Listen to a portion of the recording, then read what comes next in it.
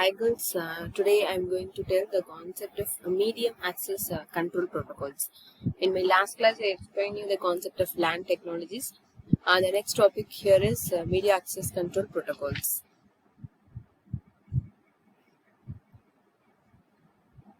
So what is media access control protocols and where it is used? Or in my last class I explained you the concept of bus and ring networks. In both multi-access bus and ring networks, we saw that a single channel is shared by all the sides of the network. For example, if you taken the example of bus networks, it also share a common network and also a ring network also. So in that a single channel is shared by all the sides of a network, resulting in a multi-access environment. In such an environment, it is possible that several sites will want to transmit information over the shared channel simultaneously. Because in a common bus networks, there are several devices that are want to send messages simultaneously. The transmitted information may become scrambled and must be discarded because several nodes are connected to a common channel. So, some of the transmitted messages over the shared channel may be discarded or scrambled. The concerned site must be notified about the discarded information so that they can retransmit the information. If no special provisions are made, this situation may be repeated, resulting in degraded performance.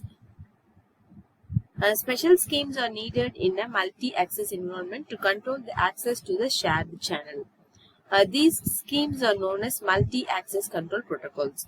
I think you people are clear about this concept. Once again, I repeat this. In a bus network, the common channel is shared by all the devices connected to the bus. If all the devices, that means the node want to send or transmit information simultaneously, some of the messages may be scrambled or it may be discarded. If this continues, it will degrade the performance of the network. So, to avoid these conditions, the protocol multi-access control protocols are used. In a multi-access environment, the use of a medium having a high raw data rate alone is not sufficient. The media access control protocol used must also provide for efficient bandwidth use of the medium. The medium access control protocol has a sufficient effect on the overall performance of the computer network. And it is by such protocols the networks differ the most. The three most important performance objectives of a medium access control protocol are high throughput, high channel utilization, and low message delay. Why we use this media access control protocols is to avoid the scrambled of messages and the discarded and the congestion occur during sharing the common bus. So, the three important performance objectives of the medium access control protocol are: the first one is a high throughput, the second one is the high channel utilization, and the low message delay. In addition to meeting the performance objectives, some other desirable characteristics of medium access control protocols are given here. Other than high throughput, high channel utilization, and low message delay, some of the three characteristics are given here. The first one is for fairness, unless a priority scheme is intentionally implemented, the protocol should provide equal opportunity to all the sites in allowing them to transmit the information over the shared medium. Because we are using a shared medium for the bus and the star networks, so we have to give priority scheme, and also we should provide equal opportunity to all the sites in allowing them to transmit their information over the shared medium. And then the second one is for better scalability. Sites should require a minimum knowledge of the network structure. That means the topology, the size or related location of other sites. The addition, removal or movement of the site from one place to another in the network should be possible without the need to change the protocol. It should not be necessary to have a knowledge of exact value of end-to-end propagation delay of the network for the protocol to function correctly. The third one is for higher reliability, centralized control should be avoided and the operation of the protocol should be completely distributed. The third point is for better and higher reliability, centralized control should be avoided. Instead of that, we should use the distributed one for better higher reliability. The fourth one is for supporting real-time applications.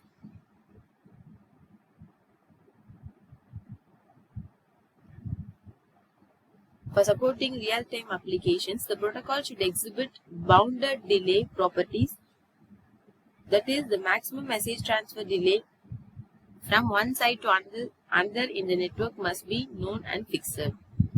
It is difficult to achieve all of the previously mentioned characteristics at the same time, while achieving the performance objective of the high throughput, high channel utilization and low message delay. Several protocols have been developed for medium access control in a multi-access environment. The carrier sends multiple access with the collision detection, shortly called as CSMA/CD protocol, is one of the most commonly used for multi-access network. You people studies this concept of carrier sends multiple access protocol in the third year itself.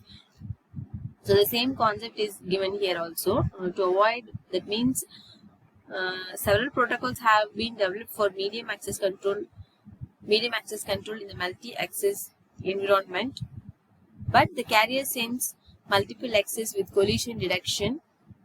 That protocol is one of the most commonly used for multi-access bus network, and the token ring and slotted ring are the two commonly used protocols for the ring networks. I repeat this again. For the multi-access, that means for the multi-access environment, the carrier sends multiple access with collision detection, and protocol is most commonly used for multi-access bus network. And for the ring network, the two commonly used protocols are token ring and slotted ring. These medium access control protocols are I will tell you in the following videos. So the next I am going to tell you the concept of the carrier sends multiple access collision detection protocol. The CSMA/CD scheme employs decentralized control of the shared medium, because in the previous topic also we tell in the third point that we should avoid the concept of centralized and we should use the decentralized. So here the carrier sends multiple access and collision detection scheme employs decentralization control of the shared medium. In the scheme, each site has equal status in the sense that there is no central controller site. The site contend with each other for use of the shared medium, and the site that first gained access during the idle period of the medium uses the medium for the transmission of the own message. In this type of protocol, carrier sends multiple access protocol, each site has equal rights. When the site have got the first gained access during the idle period of that medium and uses that medium for transmission of its own message. Occasional collisions of messages may occur when one or more sites senses the medium to be idle and transmit a message approximately at the same time. I will repeat this. If one or more site senses that the medium is idle and simultaneously the three sites or the two sites want to send the message through the shared medium, the collision will be occurred. The scheme uses collision detection, recovery and controlled retransmission mechanism to deal this problem. For this, to avoid the collision, this protocol uses the collision detection, recovery and controlled transmission mechanisms to deal with this problem. So the scheme is comprised of the following three mechanisms and works. The first one is the carrier sense and defer mechanism, where this carrier sends multiple access and collision detection are used on if one or more sites senses that the medium is free and the two or more sites simultaneously want to send messages through that common medium. the collisions will occur, it will be sensed by this protocol collision detection. So the first one is the carrier sense and differ mechanism. Whenever a site wishes to transmit a packet, it first listens whether the channel is free or not. Whenever a site wishes to transmit a packet, it first listens for the presence of a signal known as the carrier by analog with the radio broadcasting on a shared medium. If the medium is found to be free, the site starts transmitting its packets. Otherwise, the site defers its packet transmission and waits. That wait means it continues to listen the medium, whether it becomes free or idle or not. The site initiates packet transmission as soon as it senses the medium is free. So this concept of carrier sense and differ mechanism is, whenever the site wants to transmit a message, it first listens the shared medium whether it is free or not. If it is free, then only the medium start to transmitting its package. Otherwise, the site defers its packet's transmission and waits. Wait means it was continuously listen whether the medium become free or not. Okay. The second one is the collision detection mechanism. Collision detection mechanism. Unfortunately, carrier sense does not prevent all collisions because of the non-zero propagation delay of the shared medium.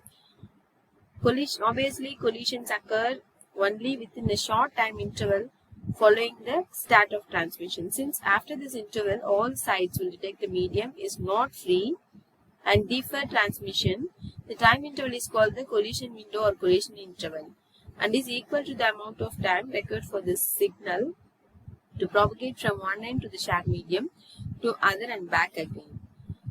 If a site attempts to transmit a packet, it must listen to shared medium for a period of time that is at least equal to the collision interval in order to guarantee the packet will not experience a collision. Collision avoidance. By listening to a shared medium for at least a collision interval time before the initiation of the packet transmission leads to inefficient utilization of the medium when collisions are rare. Therefore, instead of trying to avoid collisions, the carrier sense multiple access collision detection protocol schemes allows collisions to occur, detects them, and then take necessary recovery actions. In this type of protocol collision detection, if a site wants to transmit a packet, it might listen the shared medium for a particular time, that means at least equal to the collision interval, and then in order to guarantee the packet will experience a collision. A decentralized collision detection mechanism is used when a site transmits its packet through its output port. It is also listened on its input port and compared to signals. A collision is detected when a difference is found in two signals. On the detection of a collision, the site immediately stops transmitting the remaining data in the packet and sends a special signal that is called a jamming signal.